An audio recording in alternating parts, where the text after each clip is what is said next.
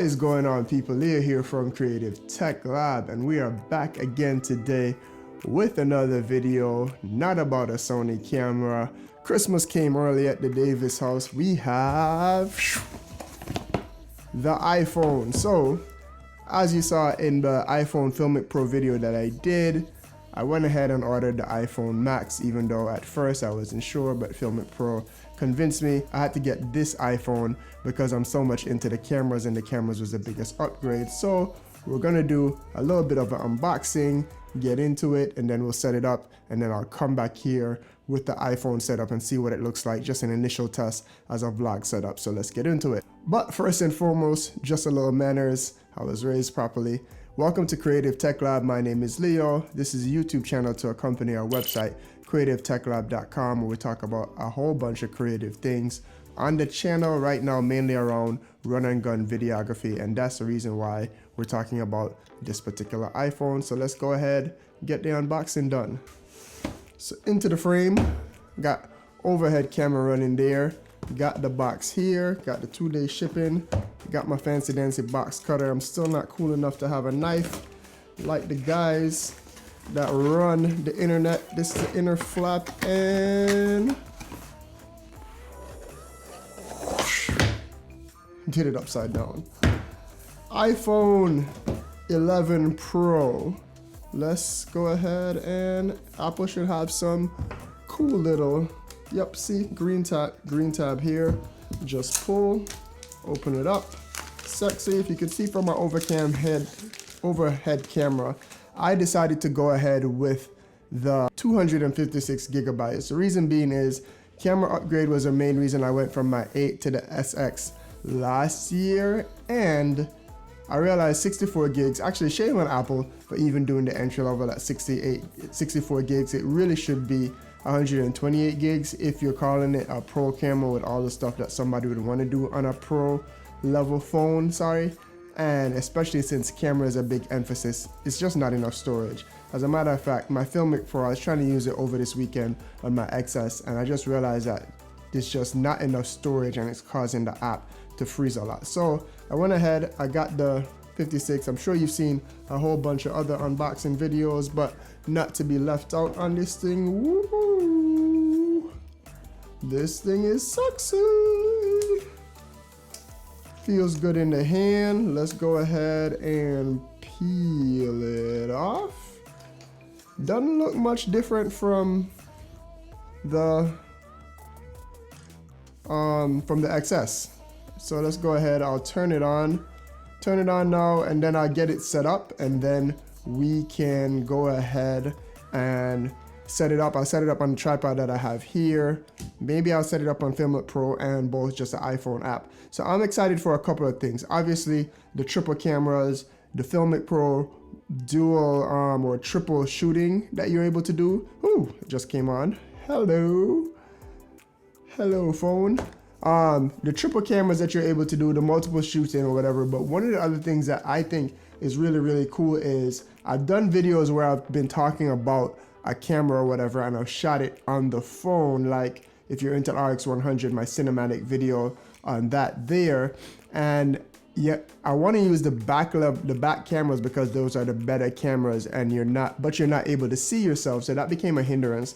Now the front camera is now a 12 megapixel camera capable of 4K. So the front camera is also a lot more capable. So if you are blogging or vlogging, I should say, you could use the front camera and not have to worry about trying to use the back camera. Although the ultra wide camera, you could just put it up, and now you should know that you're going to be in frame. Not necessarily know exactly where in the frame, but you should know that you should be able to get yourself in frame with the ultra wide camera. So we're going to go ahead, get this thing set up. I'm going to run to the gym first because I got to get that workout in. We've been in California for a while. Get it in, and then the next shots that you see will be of this same setup but with the iPhone, and we'll see how close we could get to the RX100 look, and see if this is something, at least initially from our initial test, this is something that we could use as our main YouTube camera and still be our phone. So a couple of things just while I run up top.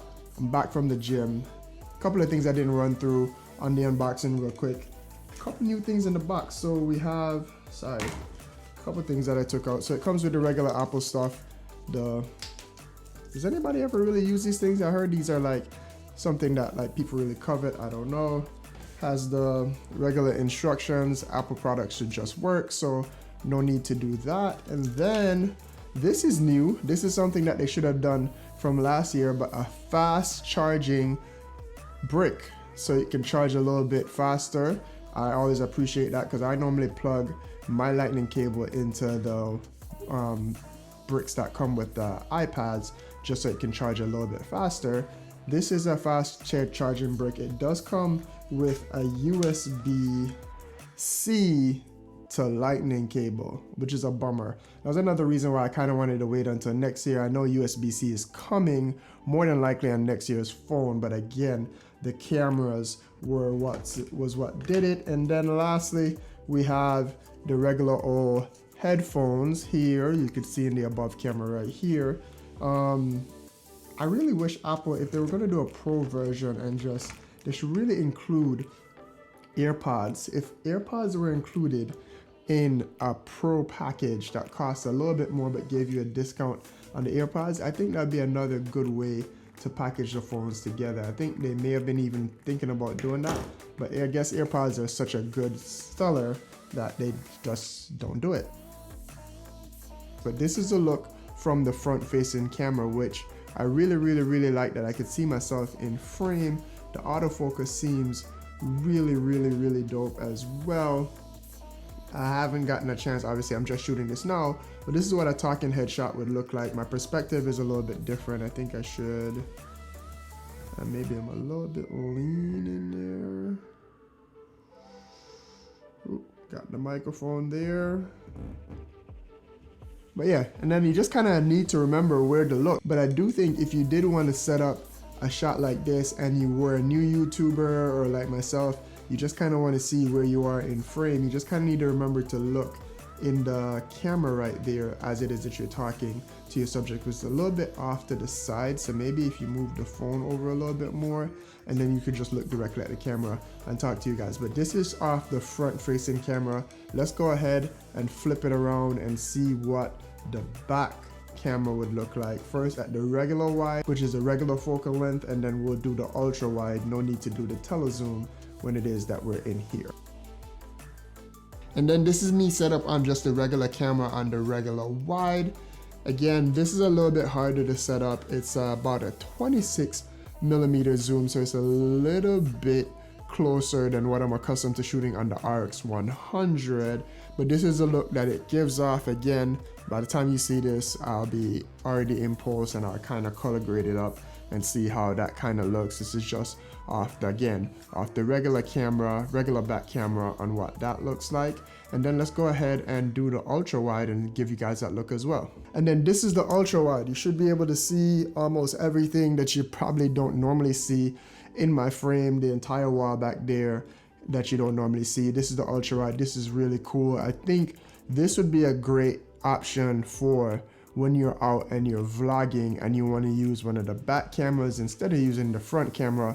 You could just hold it up and you get an ultra wide. I believe the focal length on the ultra wide is about 13mm, so it's even wider than most of what you'd be able to get on some of your lens, a 13mm equivalent, full frame equivalent. So a lot wider than what you'd get on some of your wider cameras or lens setups with your typical Sony a6400, or even with me on the RX 100, it's almost twice as wide. I guess, is that right? 24mm is almost half the focal length. So a lot wider, a lot more in frame when you're out vlogging. So that would be what I'd use vlogging if I was using one of the back cameras. And then no need to test the telephoto in here because that's going to be way too much far up front to really get a good look. All right, so this last look here is just from the regular wide camera, but in Filmic Pro using their log profile, picture profile, V2 or whatever it's called. I know I mentioned in that last video, a main reason for me even getting this phone was because of Filmic Pro and the presentation that they did at the Apple unveiling. So that was a major driver for getting this phone with the triple camera, but all the features that they had built into it. Now those features aren't available yet. I think it's going to be another month or so before the app is updated to work for the Pro. Another thing I know some people were asking in the last video if those are going to be available on the regular 11, and it will. I'm not sure what the actual functionality will be, seeing that there's only 2 cameras on there, a wide and an ultra wide, and if it will be able to do the back camera and the front camera like they demonstrated on the Pro, but we kind of have to just wait and see. So that's what this one looks like. And then as far as what we're going to do with this camera, we're probably going to do a couple handheld B-roll tutorials, cinematic sequence as well, just to test it and see what we could get out of it. And then I think generally it will also make for a great just YouTube setup. So talking heads like this, we already have an example of kind of what that looks like, but maybe I'll do another video of that. And then just out vlogging, I think with the ultra wide camera on the back and then with the improved camera on the front, it kind of makes for just a great all-in-one, and would make maybe something like this not as useful anymore. So we'll kind of see, but there will be some more videos to come on the RX 100, and then look out for a ton more videos on the iPhone Pro while we have it here, just from a content creator's perspective. And yeah, so go ahead, hit the subscribe button, hit the notification button. You will not be disappointed, and there's a lot more content to come, and I will catch you in the next one. Peace.